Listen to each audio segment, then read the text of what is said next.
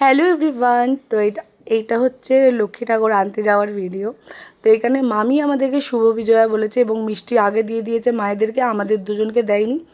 তার জন্য আবার আমাদের দুজনকে চকলেট কিনে দিয়েছিল। তো সেটাই আমি তোমাদের সঙ্গে শেয়ার করছিলাম। চকলেট খেয়ে চলে গেলাম মাসির বাড়িতে। এখানে মাসির সাথে গিয়ে একটু গল্পকাটি করে এখানে মাসি করছিল আমাদেরকে আদর। কালী পুজোর জন্য ছোটো মামি করলো নিমন্ত্রণ, আর দশমীর প্রণামটাও আমরা সেরে নিলাম একবারেই।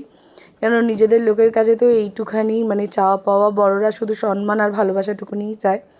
তো সেখানের জন্য মাসির বাড়িতেও গেলাম, সব নিমন্ত্রণ করে মাসি মেশোকে মিষ্টি খাইয়ে নমস্কার করে তারপরে এবার বাড়ি ফেরার পালা, ঠাকুর কিনতে যাওয়ার পালা। তো এই যে ঠাকুর কেনার জন্য ঠাকুর দেখতে চলে এসেছি। এইবারে প্রতিমাটা বেশ সুন্দর ছিল, বাট যেরকম ওরা বলছিল দামটা একটু বেশিই বলছিল। কারণ হচ্ছে যে এবারে অনেক কিছু মানে বৃষ্টির জন্য ক্ষয়ক্ষতি হয়েছে। এইখানে আমার এই মাকে আমি নিয়ে এসেছি আমাদের বাড়িতে, আর এখানে মাকে গয়না পরিয়ে স্নান করিয়ে নিলাম, মানে পরিষ্কার করে মাকে গঙ্গা জল দিয়ে গয়নাগুলোকে ধুয়ে মাকে পরিয়ে নিলাম। এইখানে হচ্ছে আমাদের রান্নার পর্ব। এখানে আলুর দম হচ্ছে বানানো, আর আমার তো সব ঠাকুরের বাসনে রেডি হয়।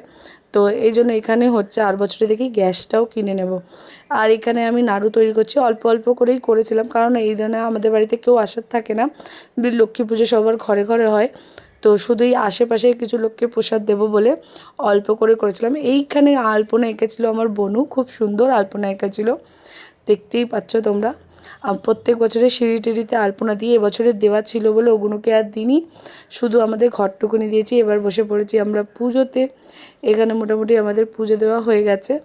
পুজো দিয়ে এখানে এবার নমস্কার করার পালা। এখানে নমস্কার করে নিয়েছি। আর এখানে যে আরতি করেছিলাম, যেহেতু আমাদের নিচে কার্পেট পাতা আছে, তাই আমার ভীষণ পরিমাণে ভয় লাগে পুড়ে টুড়ে না যায়।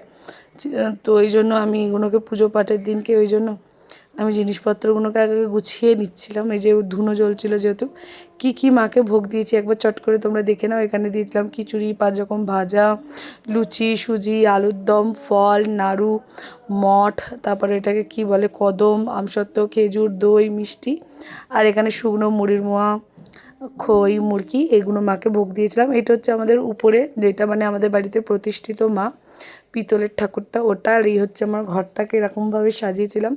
তো সেটাও ভাবলাম তোমাদেরকে সুন্দর করে শেয়ার করি, কেমন লাগছে তোমরা বলো। এই হচ্ছে আমার পুরো মাটার ফুল লুক। মা এইভাবে সবাইকে ভালো রাখুক, সব কিছু এরকমভাবে যেন ভরে প্রত্যেকটা বছর মাকে দিতে পারি। এইখানে পুজো টুজো করার পর এখানে একটু ভোগ খেতে বসেছিলাম। সারা দিন মানে এটাকে কি বলে, উপোস করেছিলাম, আর খিদেও পেয়েছিল খুব। তো ওই খাওয়া দাওয়ার পর মায়ের ভোগ মা তুলে দিয়েছিল।